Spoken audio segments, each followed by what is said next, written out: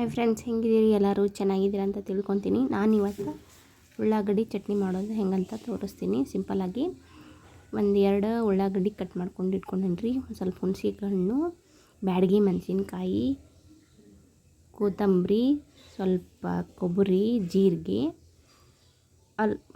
ಅಲ್ಲ ಮತ್ತು ಸ್ವಲ್ಪ ಬೆಳ್ಳುಳ್ಳಿ ತೊಗೊಂಡೇನ್ರಿ. ನಿಮಗೆ ಎಷ್ಟು ಬೇಕಾ ಖಾರ ಅಂತ 1-2 ಬ್ಯಾಡಗಿ ಮೆಣಸಿನ್ಕಾಯಿ ತೊಗೋಬೇಕ್ರಿ. ಇವಾಗ ಇದನ್ನು ಫ್ರೈ ಮಾಡ್ಕೋಬೇಕ್ರಿ. ಎಲ್ಲ ಹಾಕ್ಕೊಂಡು ಸ್ವಲ್ಪ ಫ್ರೈ ಮಾಡ್ಕೋಬೇಕು. ಹಸಿ ವಾಸನೆ ಹೋಗೋ ಮಟ್ಟ ಫ್ರೈ ಮಾಡ್ಕೋಬೇಕು. ಸೊ ಯಾರೆಲ್ಲ ನಮ್ಮ ಚಾನಲ್ ನೋಡ್ತಾ ಇದ್ದೀರಾ ಎಲ್ಲರೂ ಸಬ್ಸ್ಕ್ರೈಬ್ ಮಾಡ್ಕೊಳ್ರಿ, ಫಾಲೋ ಮಾಡಿರಿ. ನೋಡಿರಿ, ಇವಾಗ ಸ್ವಲ್ಪ ಫ್ರೈ ಆಗೈತಿ. ಕಲರ್ ಬರ್ಬೇಕ್ರಿ, ಹಂಗೆ ಫ್ರೈ ಮಾಡ್ಕೋಬೇಕು ಸ್ವಲ್ಪ. ಇವಾಗ ಫ್ರೈ ಆಗೈತಿದ್ದು.